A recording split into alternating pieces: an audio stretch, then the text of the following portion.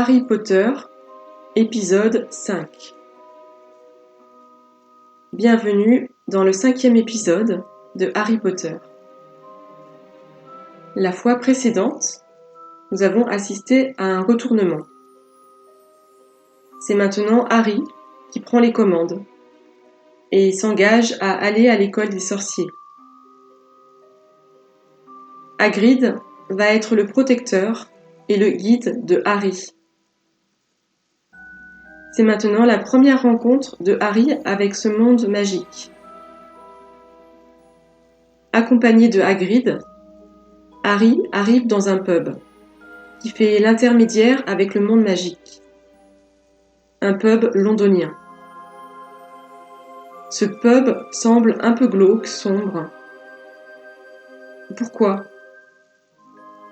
Eh bien, je vous propose que dans un premier temps, pour accéder à plus de conscience, de lumière en nous, il nous faut visiter des espaces sombres, des espaces inconscients qui nous mettent en relation avec nos pulsions.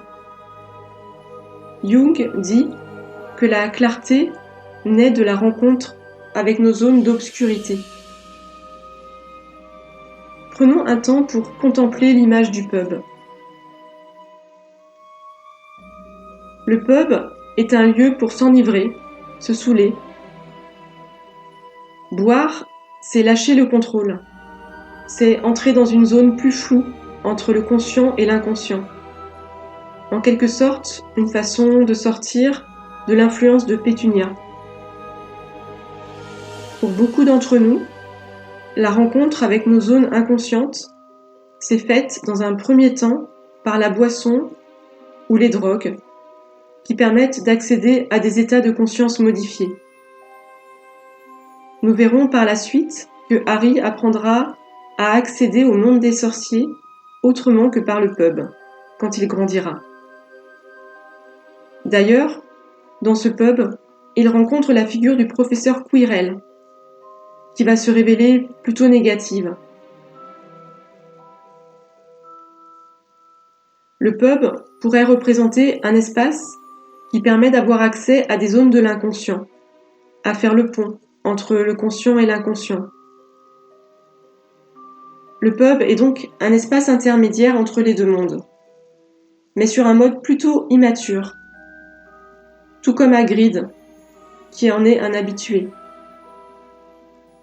Donc, grâce à ce pub, Harry arrive dans un monde où, à son grand étonnement, tout le monde le connaît, où il est même un héros. C'est le monde d'où venaient les chouettes. C'est le monde de la magie. C'est un monde caché, parallèle. Un monde qui n'obéit pas aux lois rationnelles. Exactement comme le monde onirique. Je propose donc que ce monde, le monde magique, soit le monde de l'inconscient. Harry va à la rencontre de son inconscient. Les rêves proviennent aussi de l'inconscient, tout cela fait sens. Et dans l'inconscient que l'on contemple, Harry est reconnu. Il revient sur des terres où l'on attendait son retour. Il y rencontre des figures de sa personnalité, des énergies psychiques dont il a été coupé, qui étaient enfouies dans l'inconscient et qu'il ne pouvait pas rencontrer tant qu'il vivait à Londres, tant qu'il était en exil dans le monde diurne. Il découvre qu'à l'intérieur de sa psyché, il est un personnage mythique. Et ici, nous retrouvons ce phénomène d'inflation et déflation d'une autre façon. Harry, chez les Dursley, est mis en profonde déflation, c'est-à-dire qu'il n'a aucune valeur. Quand c'est le cas dans la vie, à l'intérieur de la psyché, il y a un phénomène compensatoire pour rééquilibrer l'estime de soi. Dans l'inconscient, dans le monde des sorciers donc, Harry est hyper valorisé. C'est un héros, tout le monde le connaît. Cela permet à Harry de restaurer son image, sa valeur. Il est quelqu'un. Il a sa place. En allant à la rencontre de son inconscient, Harry a accès à sa légitimité, à ses qualités aussi. Les figures intérieures lui apprennent son mythe personnel. Il n'y a qu'en plongeant dans ses profondeurs personnelles, intimes, qu'on peut découvrir notre mythe personnel,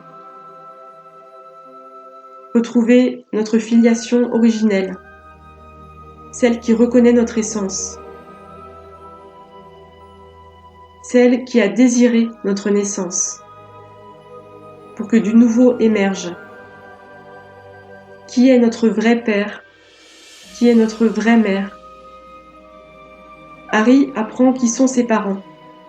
Il apprend que ses parents sont des magiciens mythiques, qui sont au ciel, éternellement jeunes et amoureux. Cela pourrait faire penser à un couple divin. En tout cas, il retrouve ses racines célestes. Il sait d'où il vient. Ainsi, en traversant le pub, qui symbolise un état de conscience modifié, nous voyons se disloquer le mur et un autre monde apparaître. L'accès à ce monde s'appelle le chemin de traverse. Le chemin de traverse, quel joli nom. Que peut-il évoquer? Ce qui est de travers, c'est ce qui n'est pas frontal. C'est aussi ce qui n'est plus droit, carré, impeccable. Je propose que ce chemin, qui est le premier accès à la magie, soit une invitation à sortir du rapport de force. Nous ne sommes plus à Londres, nous sommes chez les sorciers. Et donc, il n'est plus question de subir ou de s'opposer à la loi du monde de la matière. C'est une invitation à sortir de notre mode de pensée binaire, à accueillir des figures intérieures beaucoup plus originales, farfelues même. Harry y rencontre une faune extravagante. Quand on ouvre cette porte en nous pour la première fois, lorsqu'on quitte un univers rationnel, standardisé, sous contrôle, comme représenté par la banlieue de Londres, ce qui émerge, c'est tout l'étrange en nous qui a été mis sous le tapis. En sortant du stéréotype de la banlieue lisse, on est mis en contact avec une expression de l'originalité qui peut nous désarçonner, qui peut aussi nous réjouir. Cela nous donne accès à un monde plus vaste, un monde avec plus de possibles, plus de fantaisie, de singularité. Dans le prochain épisode, nous poursuivrons la découverte du monde des sorciers avec la visite de la banque et le choix de la baguette magique. À bientôt!